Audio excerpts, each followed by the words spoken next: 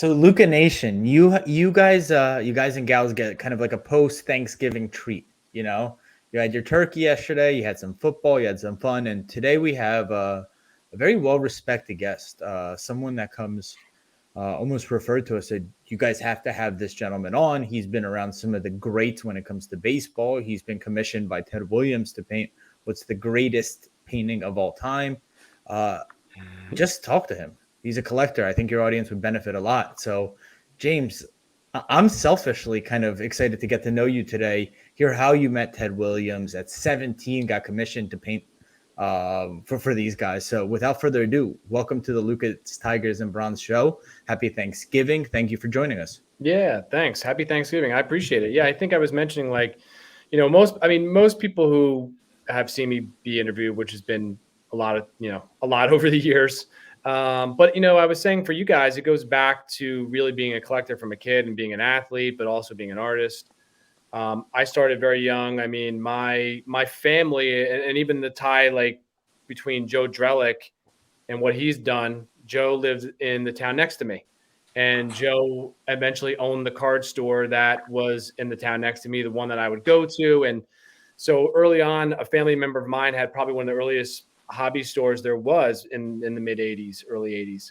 So I've always had this passion for collecting cards, being a kid who played every sport, football, baseball, basketball, eventually playing baseball in college but having the art side of it and really, which I've told people, the way it all started was, I would go to small art shows and bring, this is like 9, 10, 11 years old, and I'd bring sports pieces and sell them. But it really came about when I was trying to get something unique signed. And this is around, I'm going to say 1992. And of course, being a Yankee fan and growing up in central New Jersey, I ended up doing this painting of Joe DiMaggio. I was only 14. I go to the card show.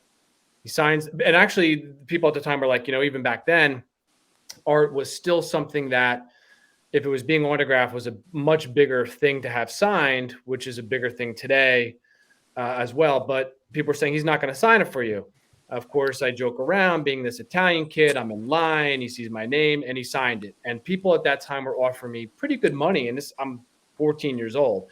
So I said, wow, this is really something incredible I have here, I feel like. And I remember the following year, I was playing Legion baseball. I was 15 and previously had visited the Hall of Fame. And that's when my Reggie Jackson got in the Hall of Fame. And, that was literally from writing to them.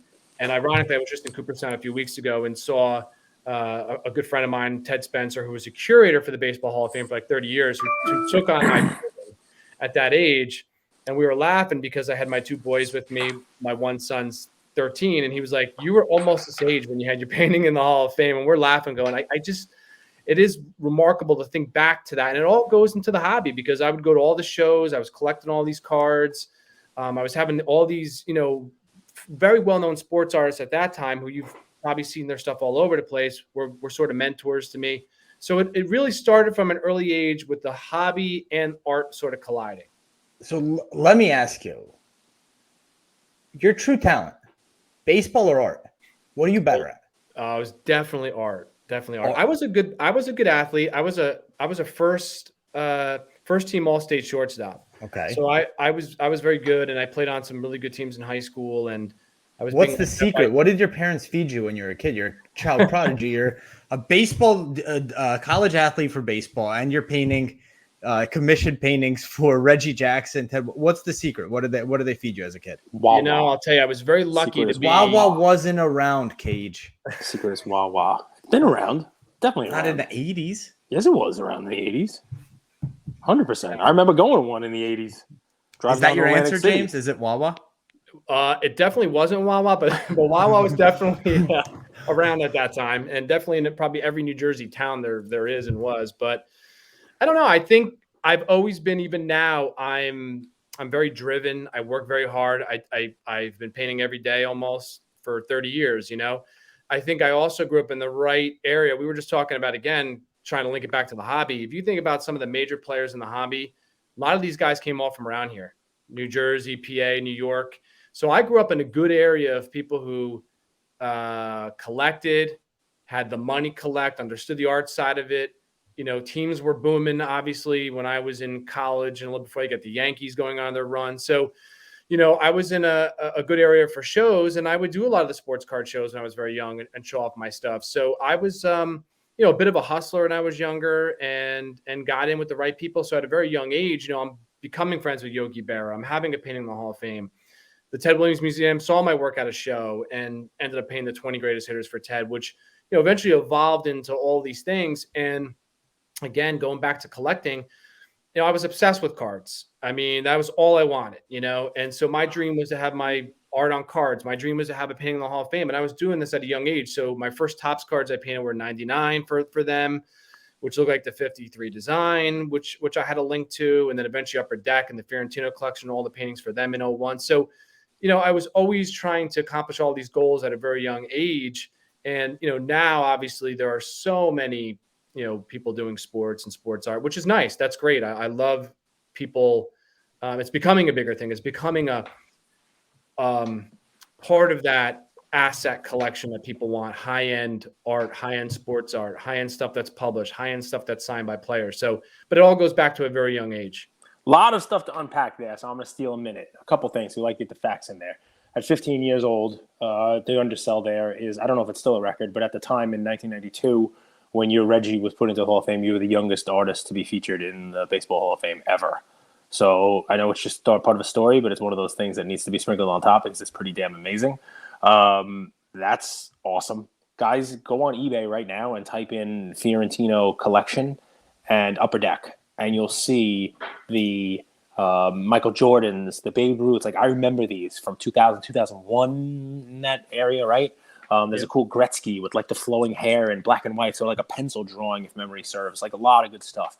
And Andrew, the 100th Wawa opened in Marlton, New Jersey in 1972.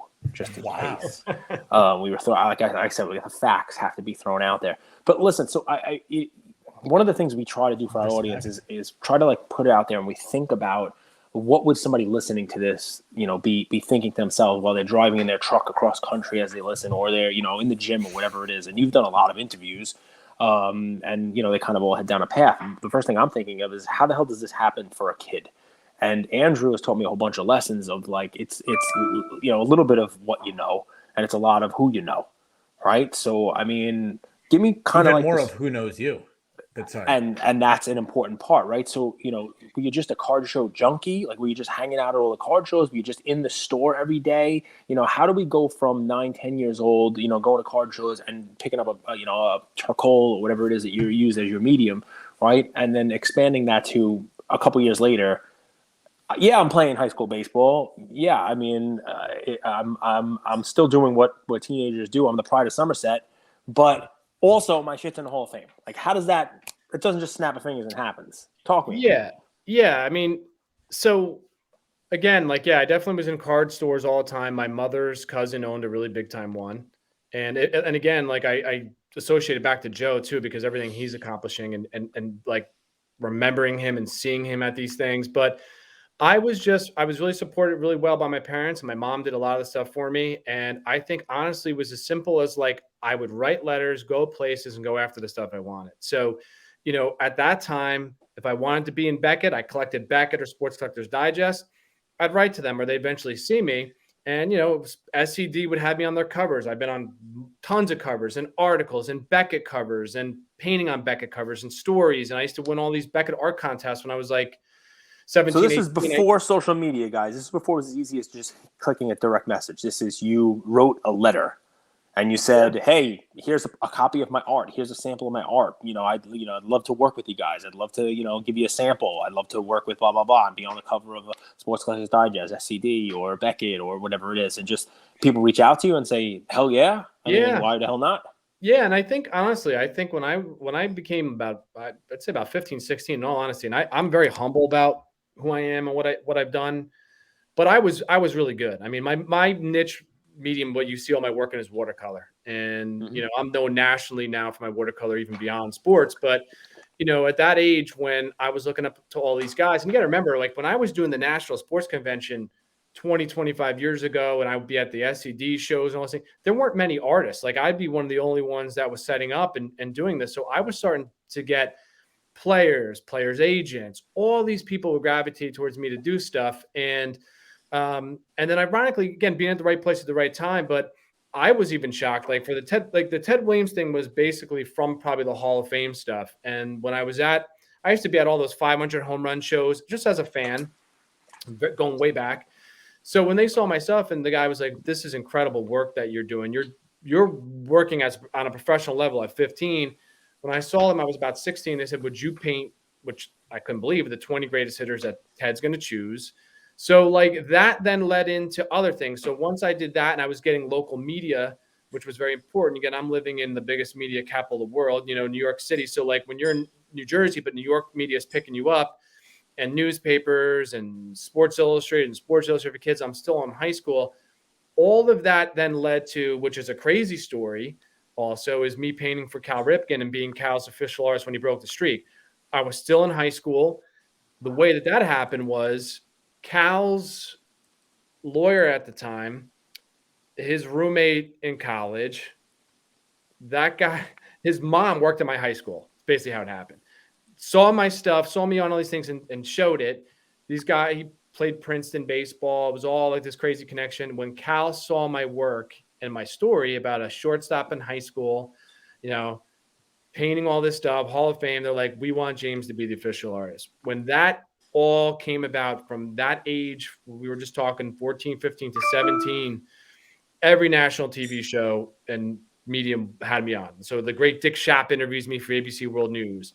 I'm on all the ESPNs. I'm on, New York Times is doing a story. And while all this is kind of happening, you're building a business, you're building relationships, you're building people in the hobby.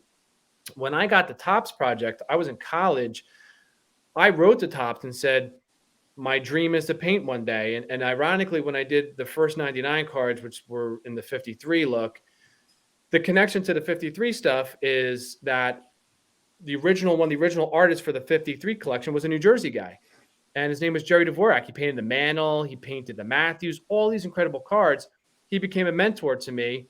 And so it was all these just, incredible connections. And then when Upper Deck saw my work in Topps, they must have saw me at a show. I kind of almost forget. But the one guy who worked for Upper Deck was in love with my work and said, "We want you to paint for us." But it ended up being 70 paintings in that 1 year in 01, which they put my name on the card. And that was incredible for me. And again, going back to collecting, like some of the ones you were mentioning, like there's autograph versions of my cards of Tiger Woods. That was his rookie card.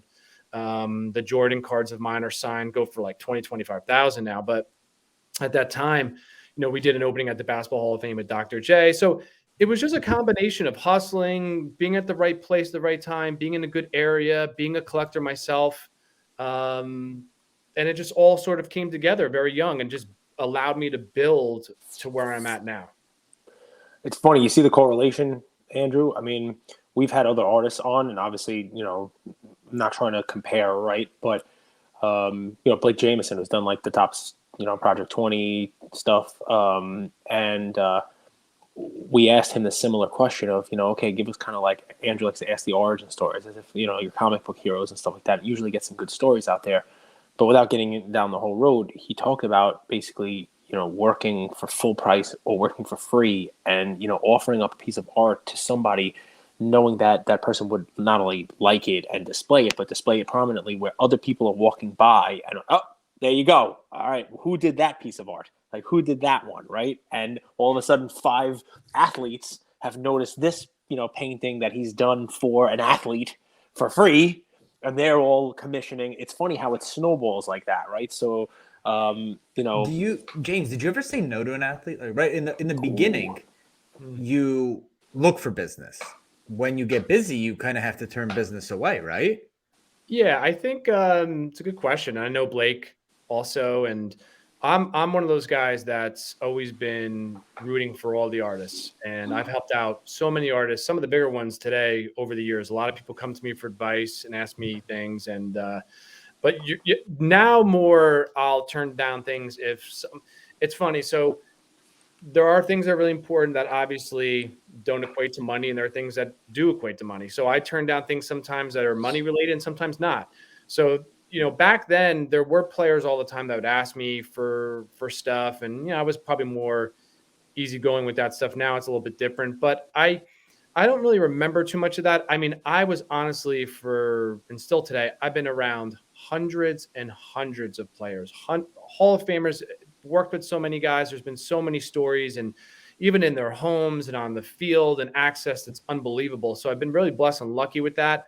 I think that's honestly the difference between me and most guys, is that besides doing it for very long, like the personal access with these guys and maybe knowing the game because I played it a little bit, certainly not on that level, but yeah, I mean, there's more now than ever turning maybe down certain collectors or certain people for stuff. It's a good problem to have.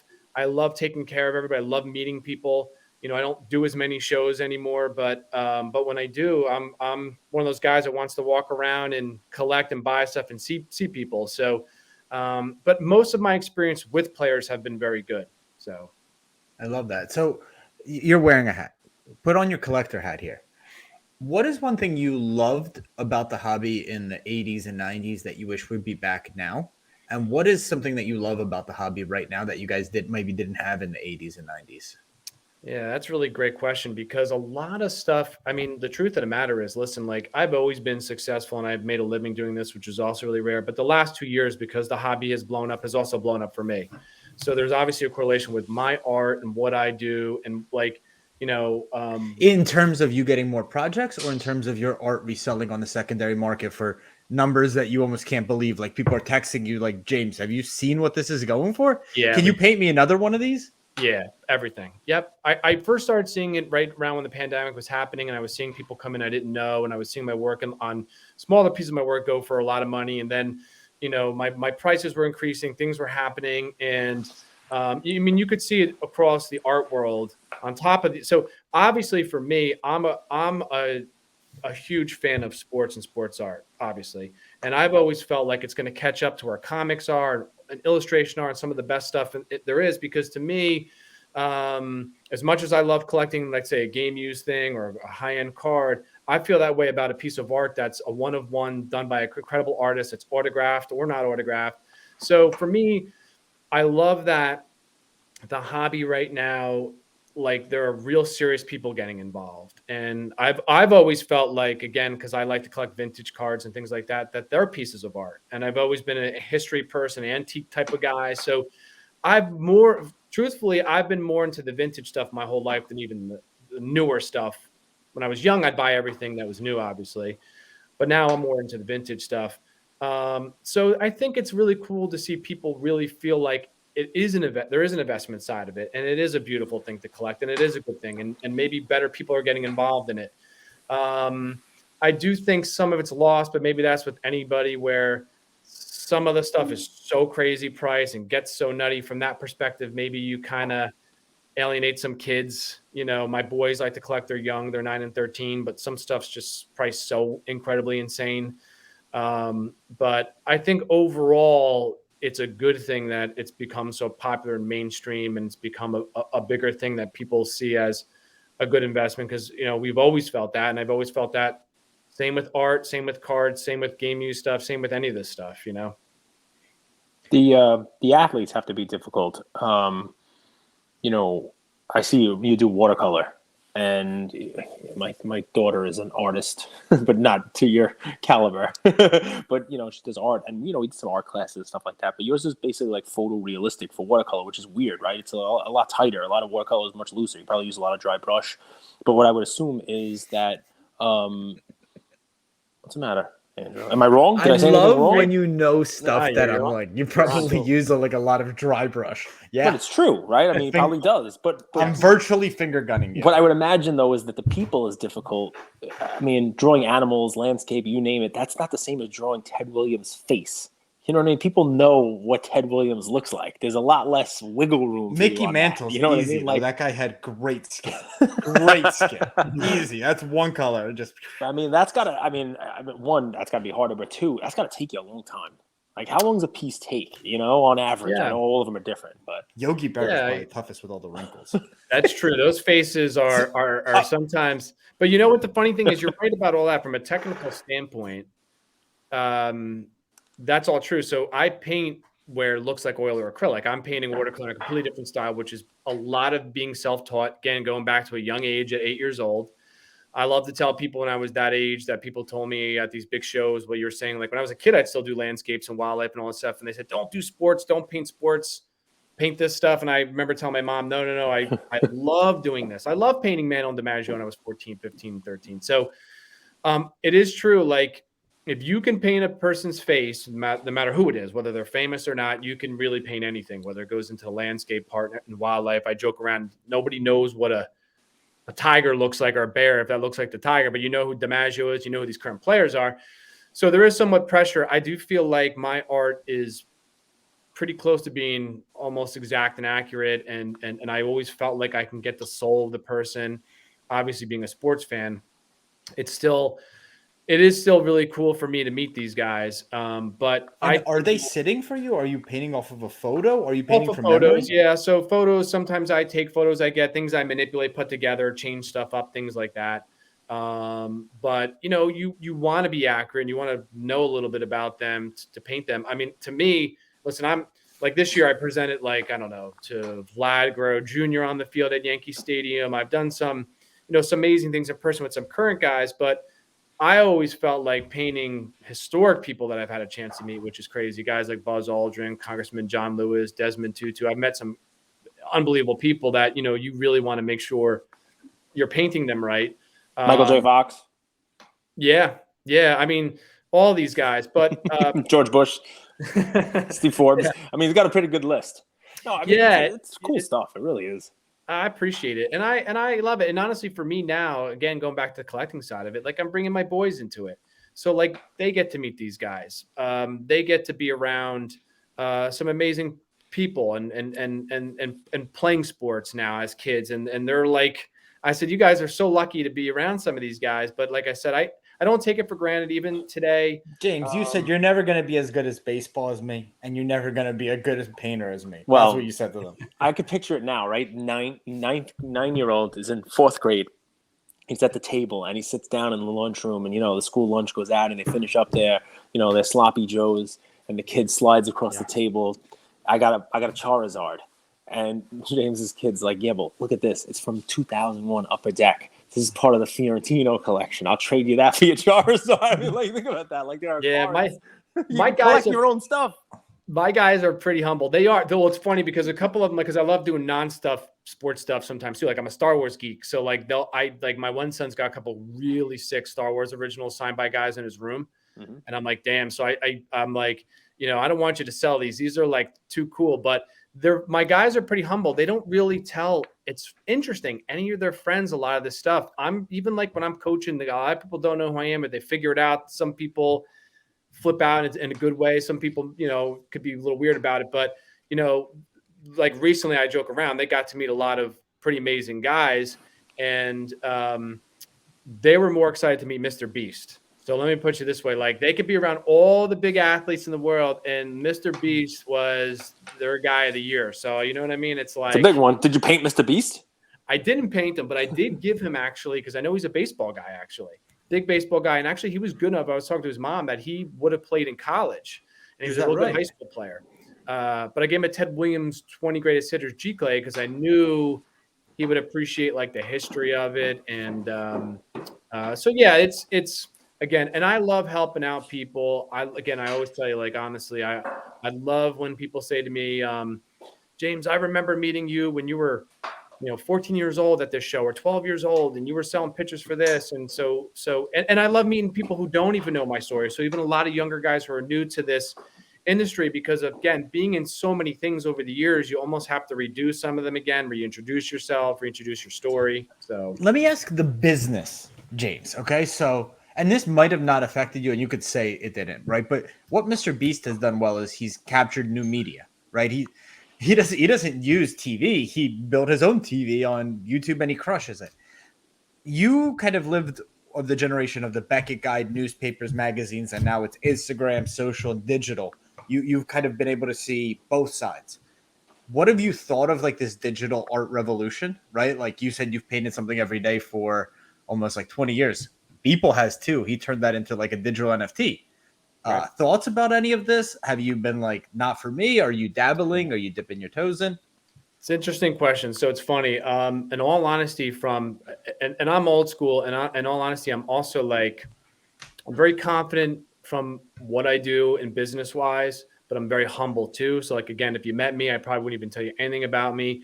I don't like social media. I'm going to be honest. Like I'm just one of those people. Like I'm very. I don't like to brag. I don't like to. I'm sometimes uncomfortable with it, even though I've done a million interviews. So it's like I don't like keeping up with stuff, and so it's a lot for me as an artist to paint professional all the time, and then try to keep up with like you got to do this and Twitter and Instagram and fan show this, and now I have to think differently. I used to be around all these players and never thought about should I be taking a picture with them because I've been around them all the time, but now I have to think differently. You got to get video, you got to get pictures, you got to do this. The NFT stuff. And then you have to post it and show it. Like the first word that James said was, I don't want to brag. He connected social media to bragging and showing off. Yeah, because you're always trying to keep up. And like, honestly. That's what the space is. Yeah. And so? It's true. Like, fake it till you make it. He doesn't have to fake it. He's been doing it since the 90s. And I'm a little different in that, although I'm still younger on the side, I've been doing it for so long because I started when I was younger. So honestly, a lot of my clients, they're on social media, but it's a different world. Like what I'm dealing with doesn't need to be done that way. As far as NFTs are concerned, that's a good question because in the last 2 years, I've had major people and companies come to me to do NFTs. Now, of course, you can use any of my paintings and make an NFT and do all sorts of stuff. I don't do anything digital. I'm literally old school. Even when I was in college, there wasn't even like, we were the first college to have, every kid would have a laptop. So it's like, there was no, there was digital stuff, but it was still like very early. And I just didn't feel like and actually I had a huge conversation with Blake about it because Blake's done very well in that. And he thought I should really go into that space. And I've done a lot there was a lot of money for respected artists in NFTs the last Knights of Degen.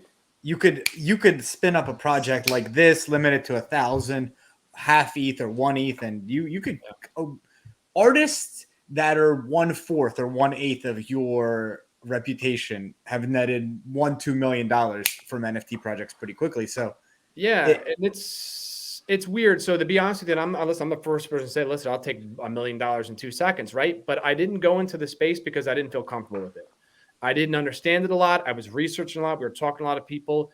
I just didn't feel like my clients would understand or be into it. I didn't, and that's not to say I still wouldn't do it. It just would have to be the right fit because I've always been that sort of person. I've never been phony. I've been very honest with how I feel and how I feel with people. Like I said, I'm old school. It's all drawn out in pencil, my work. It's all painted.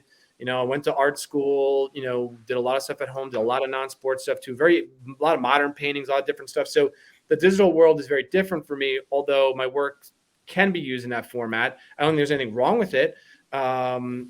Especially guys who understand it and want to do that stuff. I think for me, it had to be tied to something physical. I'm a physical person. So like you're talking digital stuff, I'm still a newspaper magazine guy. I need to see stuff. That's why I love being at shows. I love seeing all the stuff in front of me. And so that's why. Let me tell you, James, how we did our NFT. And I feel like you're going to have some pretty good ideas as well. So, Cage's daughter, you mentioned she's an artist. She used a dry brush. She dry brushed. She drew a tiger. So our mascot is a tiger. So she drew a tiger, and we created random traits. And each random trait, like a tiger holding a fire in his hand, is associated with one thing, like Ian opening a box of cards for you.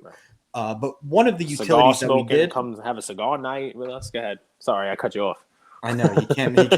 So one of the things we did was at National, in partnership with Collectible, is we had an outdoor space that anyone who owned one of those digital art pieces could then also have physical utility by coming to the event, meeting Lawrence Taylor, meeting Tim Hardaway, meeting Chris Mullen. Cage had like a little goodie box for them with like 2 cigars in there, a random card.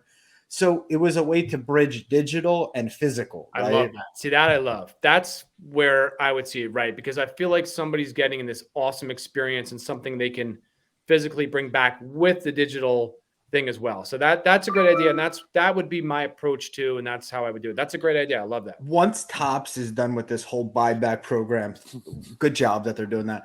Maybe we're going to get our tiger on one of the cards. That's the next step. Oh yeah. What we're building this community one at a time. Listen, you're James, you're adding credibility for yourself within the hobby if you're skeptical about NFTs. So the hobbyists are going to love you even more because it's I compare the digital world and the physical world. It's like the Montagues and the Capulets. There are a couple people that like both sides, but they're few and far between, and they're usually going to be collateral damage. It's never the two shall cross. I mean, you're either a physical collector or you're a digital, and the hobby has been a tough nut to crack for moving them into the digital space. Maybe it's just not the right time. I don't know. And you're right. And I'm also in all honesty, I'm older, and that's a lot of it's a younger generation. Again, you compare it to all the Fortnite stuff and the kids having skins and all these things. And I get that whole side of it. I understand it. I think it just has to really relate to something that you can get behind. But I'm always going to be a physical person, and but things have to move forward and everything. So I understand, So I got to ask some project.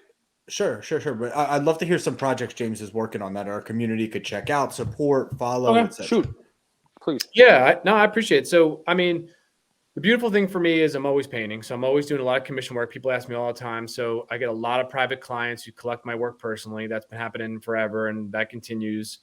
I'll do a lot of work related with players and doing stuff for them personally, companies. Obviously, I love working with the card companies when that comes up occasionally.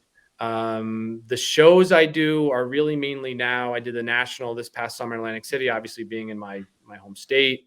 I do a lot with East Coast Sports Marketing and Joe, and we're working on that incredible project. There's Only One, which has been amazing.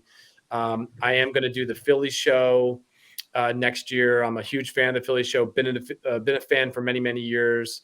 And so this coming March, I'm going to debut Fiorentino Elite there. I'm going to have some of There's Only One, some other things. And that's where I love meeting people and signing cards and signing the PSA covers I've done and Beckett covers. I love being approachable with those kind of things. And we're going to do a really cool art opening there. So it's a little bit of a mix of, literally coming to a gallery style thing.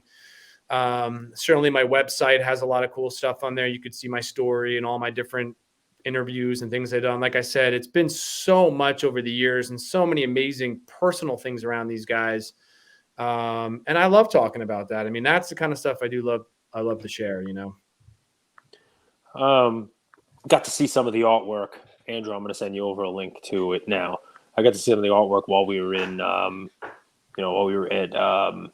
the National. The National, and I mean, it was amazing stuff. The mantles are amazing. I happen to like the 53 tops. I know the 52 is iconic, but the 53 was art, and that holds a little special, fun thing to me, just from a nostalgia and generational thing.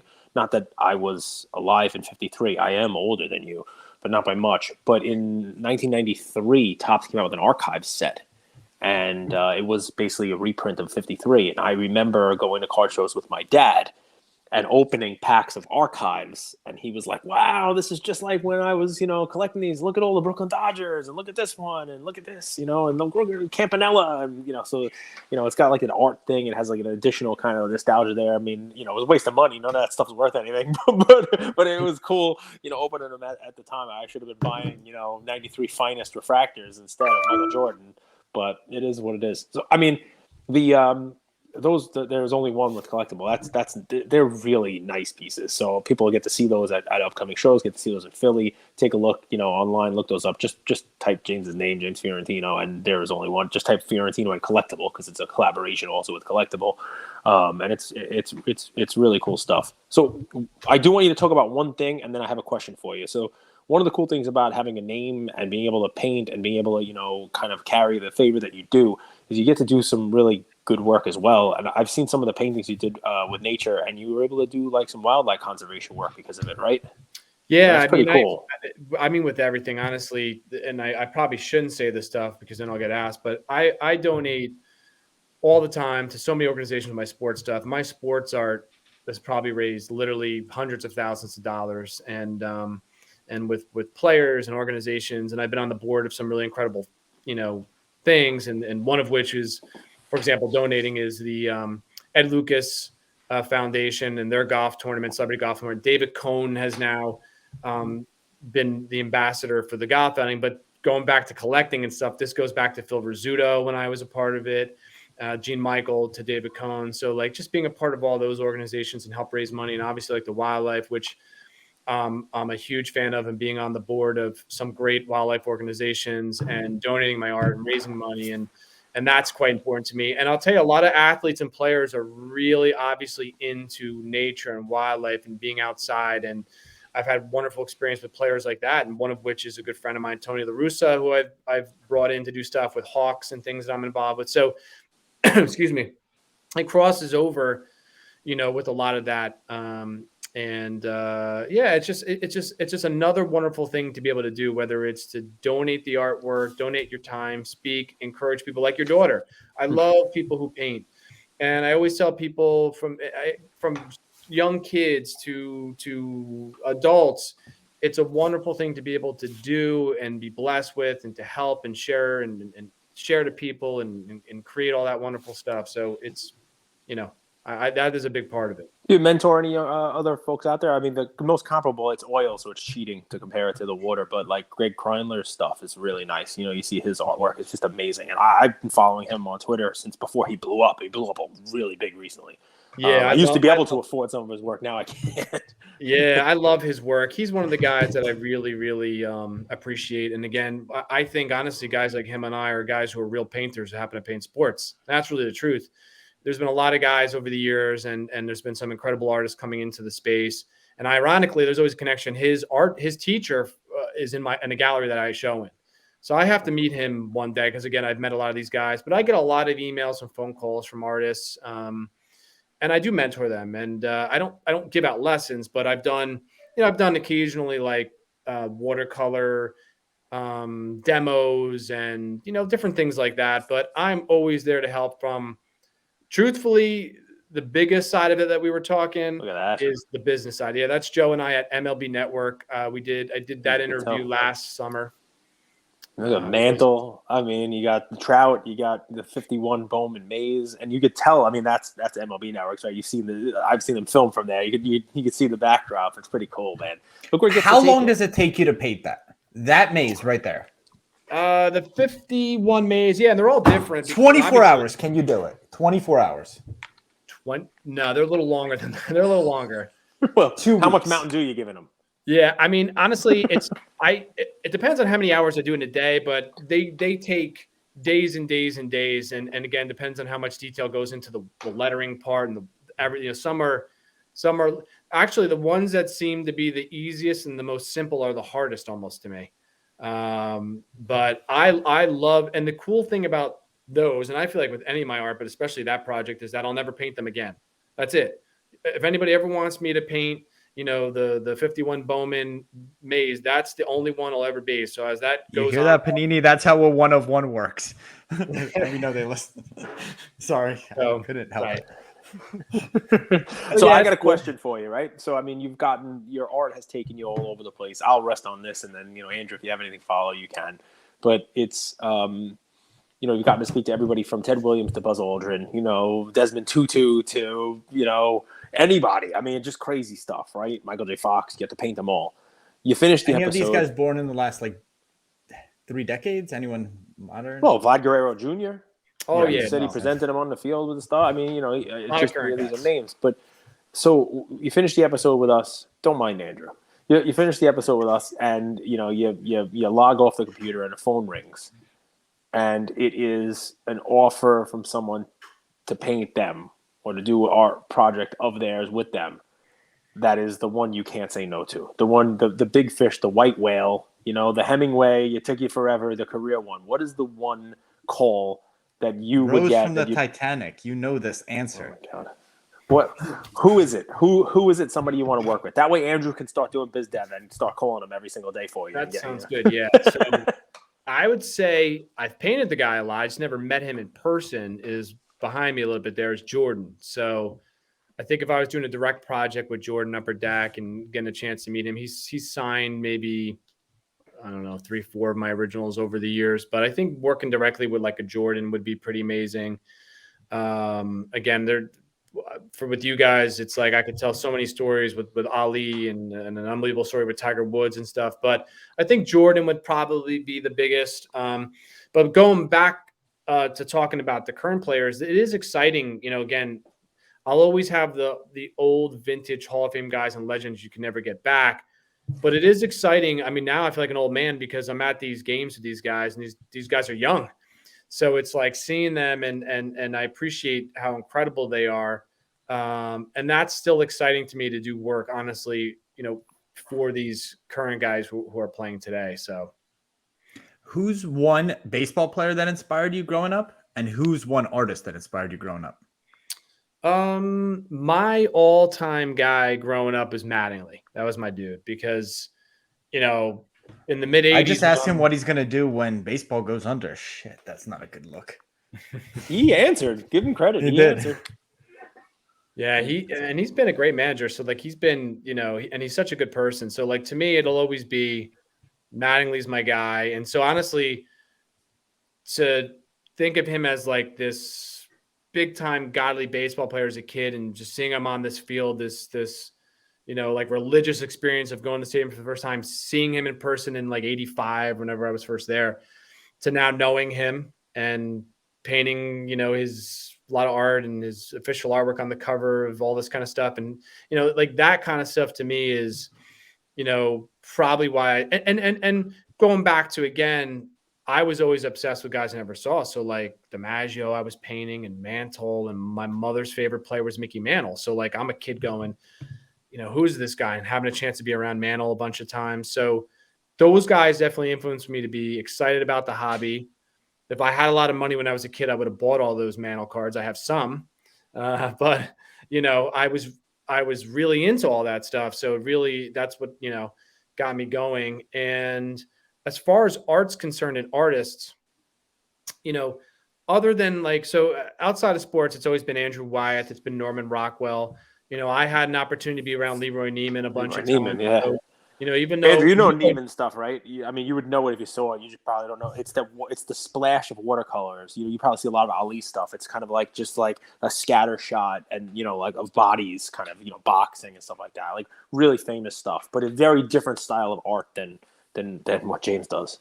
Yeah, he was like, listen, everybody owes it to him. He was literally a celebrity painter in sports. He was doing work for Playboy, which first got him going, but then being at all the boxing matches, at all the stuff, doing all the stuff in the 50s. And now his work, we're talking hundreds of thousands. And it's going to be, I think, in the millions eventually. It's all going to catch up because you're talking guys documenting sports through art at a period of time where not a lot of guys were doing it. And you're starting to see that in auctions and all these things starting to raise up. But Neiman was an influence, even though we paint completely different, but following in what he was doing, which was also nature and other things and pop celebrity type of stuff. I loved Dick Perez because, again, collecting all the Donruss cards. Yeah, Perez Steel, right? Yeah, and Perez Steel and all the Hall of Fame stuff. And so it was a lot of those guys from like the 80s. That's the Playboy one right there. Did I find it? See all the different colors. Just the one next to it is a better representation. He has a lot of Ali. He was, did his all, stuff. Like so many prints. Illustrated covers. Sinatra. Yeah, see the splash of color? It's really nice, just a different style. He was the color. He created Color Blast. Panini, royalties. Royalties. Yeah, but you're right, though. There's always been kind of like a combination of that stuff. Perez with the Diamond Kings. Like, Diamond Kings are still around. Like, that's still a set. It's still an art kind of thing. And, now you have, Court Kings, right? You have the art parallels, the art cards that are in there. There's always been sort of like the art stuff in the cards, right? That's super cool. Actually, that's a good point. I forgot about that. Like, truthfully, like that to me is a super cool thing that guys can get now. These original art cards. The first time I'd ever done that, and the only time, which was a real pain in the ass, painting them that small because I had never painted that small directly on the card. Mm-hmm. I did the Topps Transcendent cards in 2021. So I did 50 baseball Hall of Famers for that set. So that was the first time I'm literally working on that size card. But that was a lot of fun and completely different. And again, going back to me as a collector, I thought that was really cool because that's, to me, one of Topps' coolest products that they have. They only do, I think, 50 sets of those. But, the Transcendent, Andrew, is like, it comes like a case and you got like a VIP party. You go meet like Shohei Ohtani or Mike Trout, in every box. That was the one that I bought for wrestling, and it came with like a WrestleMania ticket in it, and you go to the event, it comes in the case, like that's fun stuff. Yeah, man. So take a trip down memory lane. So back to Wawa. You're a kid, you're up to bat, strikeout, 2 errors in this game. You're pissed off. Capture that emotion. What is one thing that's in the hobby today as a collector that really pisses you off, that you would love to see changed? A future show, you would like these shows run differently or less printed, whatever yours is. What is that for you, James? All right, so that's a good question. I mean, without being too controversial here or whatever, and I'll be biased too, I'll be honest, like the only reason why I even came back to shows was Joe Drellick. And that's the truth. And like I said, I've been around everyone for 25 years. Dealers, agents, the players, everything. And maybe because I was burnt out from doing a lot of that stuff and traveling, doing all those nationals, and I started seeing my work go to a different level, which was more in galleries and hiring guys buying stuff. Again, I want to meet everyone. But I feel like Joe brings, like, that's the kind of show I'm into where there's a lot of class involved, people being treated right. People are coming in spending a lot of money to meet players, to get autographs from that side of it.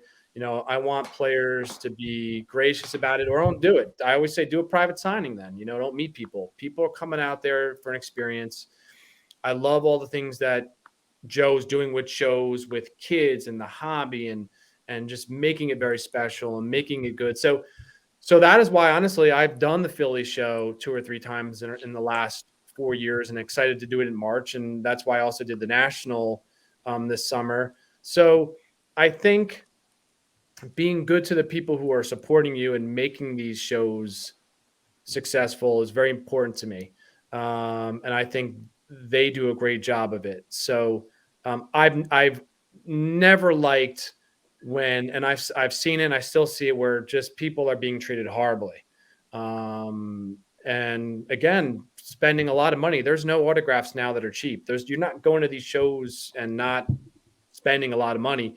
Now, this is different from the dealer side of it, guys going around and getting cards and things like that.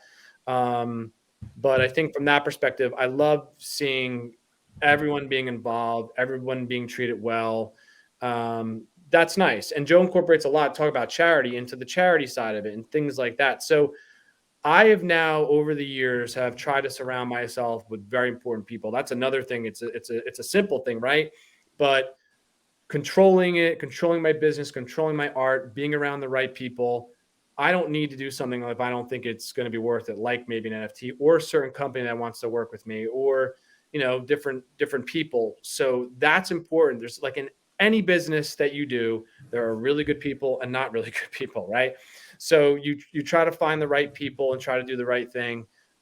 So that's what's important to me. Again, I love seeing all of this do well. I'm biased too because my art plays a big role in it and is benefiting off these things. And I've always felt that it's all been connected, right? I've always felt like a Willie Mays game used jersey is like an artifact, like a historic, incredible piece of art. Just like a Mona Lisa's on the wall. If I see something like that, I think of, where was he in that? What did he do? He hit a home. Like, it's amazing to me. And I think all of these things are now starting to come together at the right time. So I don't know. I've always felt that way. And I'm appreciative that people feel that way about my artwork now with that. Yeah, just to echo, I mean, Cage and I, we did a show after we went to Chantilly, and then we went to another show the weekend after. And it was one of our most listened to episodes. And it was just comparing the audience and the way that the Chantilly show was run to the show the next weekend. And both were good shows, but it echoes a lot of what you said about Joe. And the biggest thing is, even at these local shows, how he takes care of the legacy dealers. I remember one of the guys was Mike Stoner, which I thought had a hoot. I thought that was one of the, like, a funny name, obviously. Of course, it's Andrew's favorite dealer. But he has like signed photos of Pele and Mantle. And I talked to him and he's like, I've been setting up at this show forever, and just the way Joe shows care for every one of his dealers, it was felt, because now the dealers pay that forward to their customers. The customers have a good time. They come home, they tell their friends. and now you have this word of mouth ecosystem that's what the hobby thrives on. Cage, any final questions before we wrap? James, I appreciate you joining. I wish you and your family is there a a happy Thanksgiving. website where you direct, people who want to see some more of your artwork, maybe learn some more about you that you have? Yeah, I appreciate that. Yeah, if you just, jamesfiorentino.com, like you said, if you type in James Fiorentino, then you could find from there all my social media places to go, and Instagram and Facebook. We're constantly posting events, new things, old things, reminding people stuff that I've done, like everything. And people reach out to me all the time. I try to get back to everyone. We do some cool giveaways sometimes. Like we did a cool giveaway where we're doing the first PSA cover, the Jordan I did last year. We were giving away that, So I love doing things like that. Sometimes we'll do auctions to raise money for charities on there. But yeah, just seeing everything I'm doing, all the events I'm going to be at. And I appreciate that. So thank you all for listening to another episode of Lucas, Tigers, and Bronzo My. I wanted to tell you about a new service that we have starting as of today, and I'm really, really excited to bring it to you guys. So as a part of our partnership with SGC, we got 50 free submissions every single month, and many of you have taken advantage of that. And it's amazing that we could have the opportunity to 650 episodes, 675 episodes in, to go ahead and give back to our community. As people were sending those cards in, they asked, can we send 5, 10, 20 more cards to you guys? We'll pay for it, but we wanted them graded with SGC. You guys know SGC is turning cards around in 13 to 14 business days, have incredible customer service, and their secondary market values are going up day after day after day. And that's exciting for the hobby and exciting for the grading landscape. So we didn't want to just rush into it. We wanted to do it right. And what we did was I relocated here to Boca Raton, Florida. I opened up a P.O. box maybe 5 minutes away from SGC, and I will be hand delivering and hand picking up the cards. So you don't have to worry about anyone else touching your cards. It will be me, and I will update you every step of the way. So here's how it's going to work. I'm going to personally pick up the cards from a P.O. box, prep them, new card saver, new penny sleeve, and deliver them to SGC every single Tuesday. Why Tuesday? Well, it lets the stragglers over the weekend come back through on Monday and gives me a day to prep, and it basically gives SGC the entire week to work on grading those cards. Once your cards pop, only then at the end of the process will you be paying for the service. It's $25 per card, simple as that, and the turnaround times have never been faster. We're hearing right now 13, 14, less than 20 business days. So there it is, 9170 Glades Road, number 135 is the P.O. Box in Boca Raton, Florida, 33434. 9170 Glades Road, number 135, Boca Raton, Florida, 33434. Of course, you could shoot me an email or shoot me a text anytime, and I'm always available. Many of you already have my email. It's iamandrewgoldberg@gmail.com, or my cell phone number, 215-519-9154. Reach out with any questions. I could walk you through the process. I've hopped on the call with quite a few of you, and I'm happy to do that. Love you, Luka Nation.